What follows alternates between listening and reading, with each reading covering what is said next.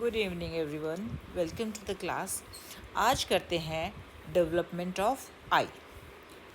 इसके लिए एक बार हम इनिशियली पूरा रिकैपिचुलेट करते हैं कि जो आई का डेवलपमेंट है वो कहाँ से होता है।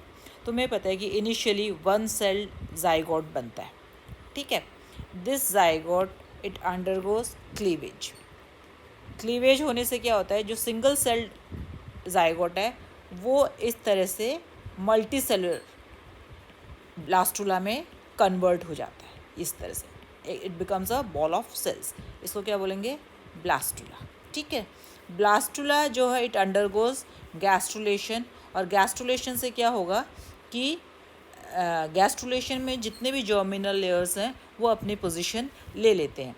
जैसे कि इफ़ आई से द इनर मोस्ट लेयर जो है वो एंडोडर्म होता है, उसके ऊपर जो लेयर होता है वो मीजोडर्मल होता है, एंड जो outermost layer if you see वो होता है एक्टोडर्म। आगे समझ में?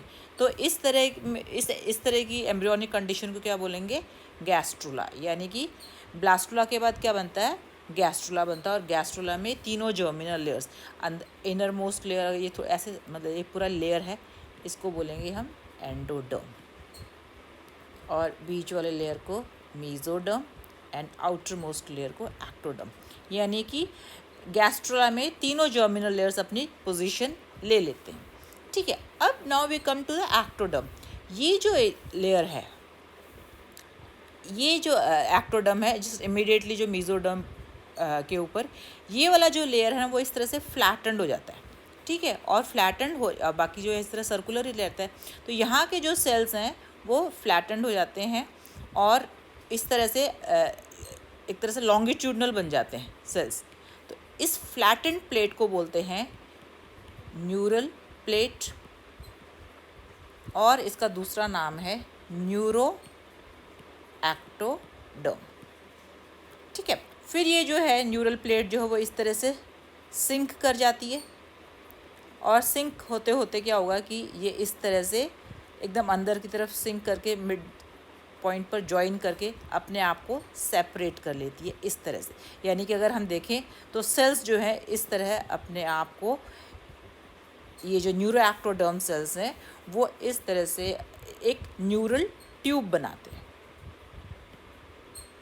ठीक है। और बीच में जो कैविटी बनती है इन फोल्डिंग से, देखो अब आप सोचो कि इमेजिन करो कि ये सेल्स है, इस तरह थे ना सेल्स। तो जब ये अपने आप को सेपरेट कर लेगी इन्वेजिनेट होने के बाद, तो अंदर एक कैविटी रह जाएगी ना, तो इस कैविटी को बोलते हैं न्यूरोसी। इतना समझ में है? अगर हम लॉन्गिट्यूडनली देखें तो क्या होगा? लॉन्गिट्यूडनली विल फाइंड कि इस तरह से एक ट्यूब बनेगी, और इस ट्यूब के सेंट्रल में एक कैविटी है जिसको हमने क्या नाम दिया है? न्यूरोसील, सॉरी नॉट न्यूरल कैनाल या न्यूरोसील। आगे समझ में? अब ये जो न्यूरल ट्यूब है ये क्या होता है? एंटीरियरली इस तरह से एनलार्ज हो जाती है इस तरह से, और पोस्टीरियरली वो इस तरह से नैरो रहती है, ठीक है। तो ये जो न्यूरल ट्यूब है एंटीरियरली जो एनलार्ज हो जाती है, इसको हम कहते हैं सेफेलॉन या ब्रेन या वेसिकल भी बोल सकते हैं, ठीक है। और ये जो नैरो पार्ट है इसको बोलते हैं स्पाइनल कॉर्ड, ठीक है ना। यानी कि इनिशियली जो है जो ब्रेन एक सिंगल वेसिकल के फॉर्म में होता है और इस तरह से नैरो स्पाइनल कॉर्ड बनती है। Now we come to the, ये देखो ये इस तरह से एक वेसिकल बनती है, ठीक है। नाउ अब क्या होता है कि ये जो ब्रेन है या सेफेलॉन है ये 3 पार्ट्स में डिवाइड हो जाता है। इस तरह से यहाँ पे 2 फिशर बनते हैं, as a result of which the brain is, if you see, it gets divided into 3 vesicles.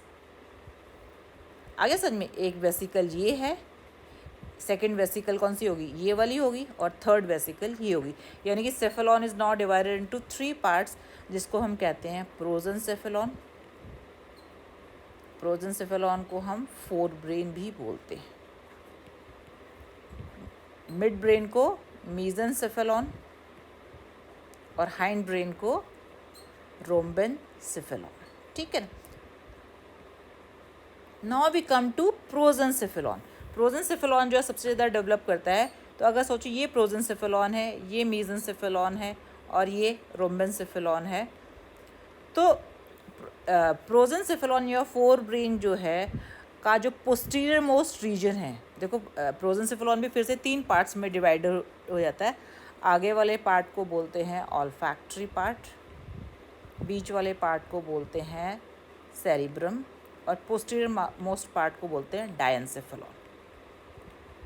ठीक है ना। अब डायनसेफेलॉन यानी कि posterior part of fore brain में साइड में इस तरह से 2 बल्जेस निकलते हैं और इन बल्जेस को बोलते हैं ऑप्टिक वेसिकल। यानी कि आइज़ का ओरिजिन कहाँ से होता है? डायनसेफेलॉन के पोस्टीरियर मोस्ट पार्ट से। यहाँ पर इस तरह से 2 बल्जेस निकलते हैं जिनको कहते हैं ऑप्टिक वेसिकल। ठीक है, मैं तुम्हें एक डायग्राम में दिखाती हूँ। ये आप देखो, ये डायनसेफेलॉन का पार्ट है, ठीक है ना। और डायनसेफेलॉन के साइड से इस तरह से 2 वेसिकल्स निकलती हैं। ठीक है। अब मैंने आपको शुरू में ही बताया था कि ब्रेन का डेवलपमेंट कहाँ से हो रहा है? ब्रेन का डेवलपमेंट हो रहा है स्पेशलाइज्ड एक्टोडर्म से, जिसको हम कहते हैं न्यूरो एक्टोडर्म। बताया था ना, न्यूरल प्लेट बनती है शुरू में, ये डायग्राम में देखो मैंने बताया था ना, यहाँ पर ये न्यूरल प्लेट है, ये इसको न्यूरो एक्टोडर्म बोला है। ठीक है। तो ब्रेन का डेवलपमेंट कहाँ से हो रहा है? Neuro ectoderm. इसका मतलब आइज़ का डेवलपमेंट भी कहाँ से हो रहा है? न्यूरो एक्टोडर्म्स। ठीक है। बट जो बॉडी का ये जो आउटर मोस्ट लेयर है, जो कि जिसको हम स्किन बोलते हैं, ये भी एक्टोडर्म से डिराइव किया हुआ है। थोड़ा कलर लिखो, राइट।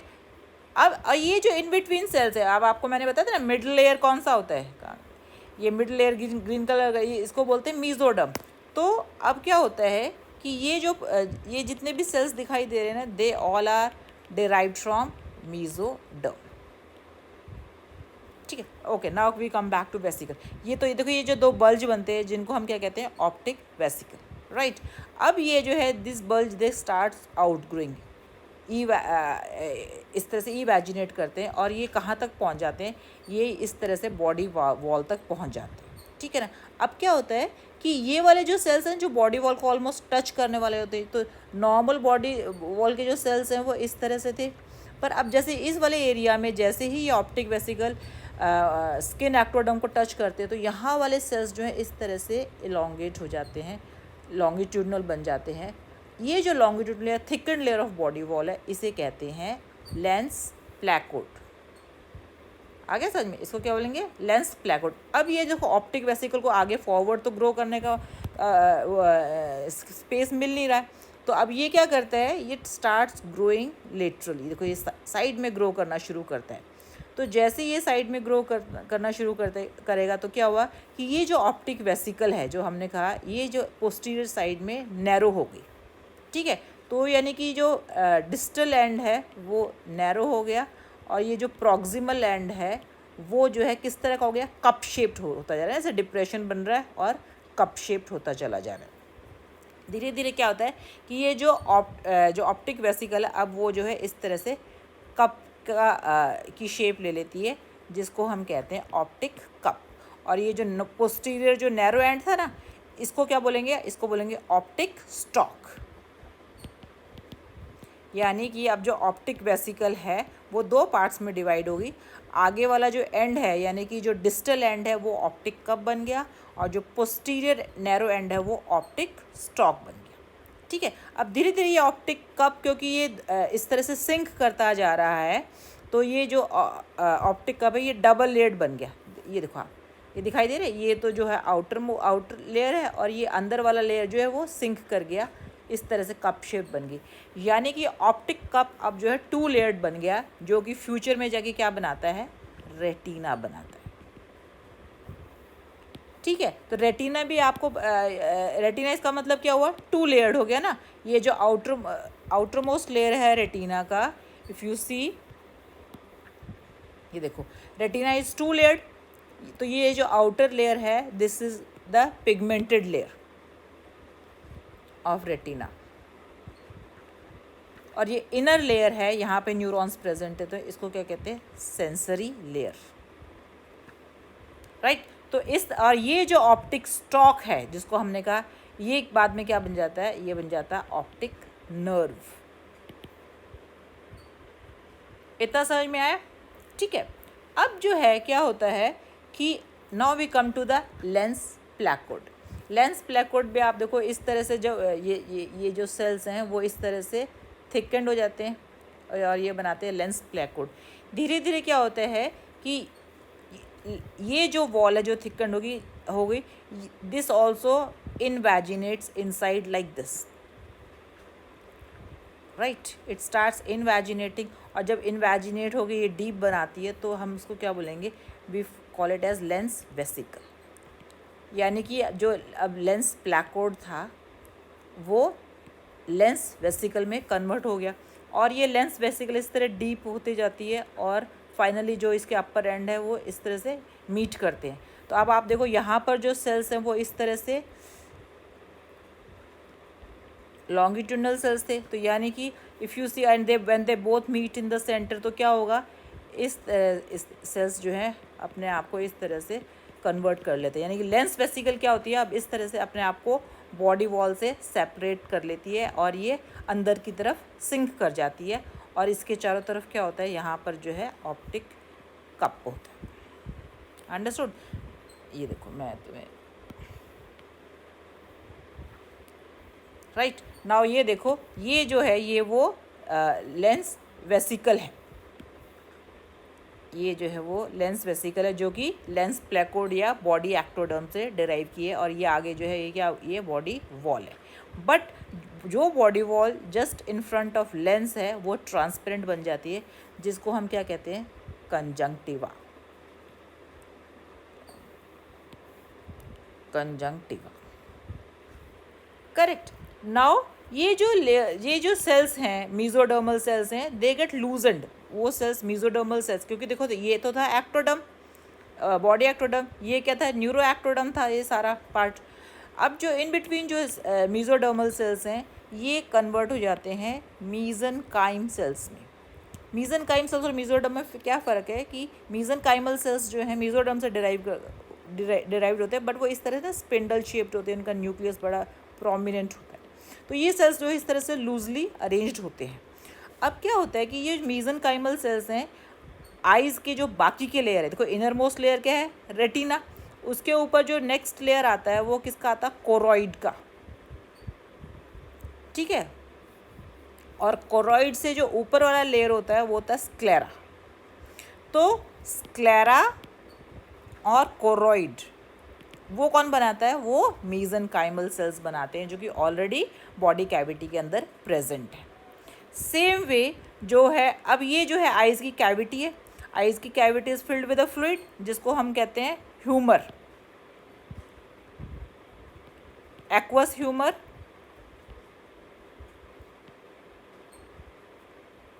और विट्रस ह्यूमर, ठीक है ना। तो वैक्वस ह्यूमर और विट्रस ह्यूमर जो है किससे डिराइव्ड होते हैं, ये भी मीजनकाइम सेल से डिराइव्ड होते हैं, राइट। आई होप आपको समझ में आ गया होगा। एक बार फिर से मैं रिकैपिचुलेट करवाना चाहूँगी। ये देखो एक टिपिकल स्ट्रक्चर है आइज़ का। आइज़ में क्या होता है कि ये 3 लेयर होते हैं, इनर मोस्ट लेयर होता है रेटिना, फिर जो मिडल लेयर होता है वो होता है choroid, and outer most layer होता है स्क्लेरा, ठीक है। ये तो है, देखो हमारे स्कल में 2 इस तरह से लार्ज कैविटीज़ होती है ना, इन कैविटीज़ को क्या बोलते हैं, ऑर्बिट। और इस ऑर्बिट के अंदर क्या लोकेटेड होती है, आई लोकेटेड होती है, ठीक है ना, यहाँ पर आई होती है।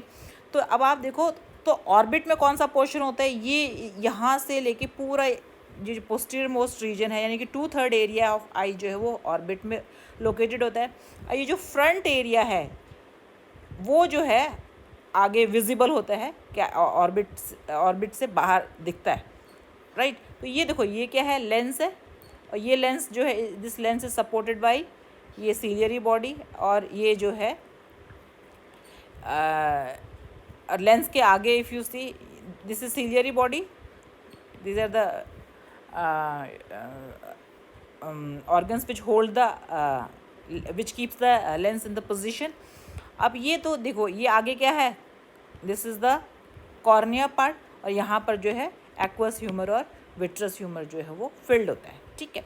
एक बार वैसे मैं रिकैपिचुलेट कराती हूँ कि देखो आप किस तरह से ये आप देखो डायनसेफेलॉन से इस तरह से 2 ऑप्टिक वेसिकल बनी, फिर ऑप्टिक वेसिकल्स जो है इस तरह से धीरे धीरे कप शेप में कन्वर्ट हुई।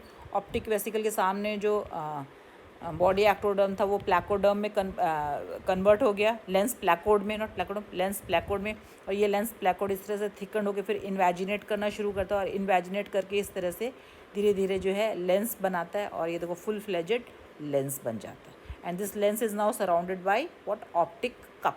ठीक है, ऑप्टिक कप का जो इनर मोस्ट लेयर है वो रेटिना है, राइट। और रेटिना के ऊपर बाद के जो दो लेयर्स हैं, यानी कि कोरॉइड और स्क्लेरा भी इसके ऊपर बाद में फॉर्मेशन होती है फ्रॉम द मीज़ेनकाइम, राइट। होप आपको समझ में आ गया होगा। अगर नहीं समझ आएगा फिर भी आप ग्रुप में अपने डाउट्स पूछ लेना। This is all for today's class. Thank you very much.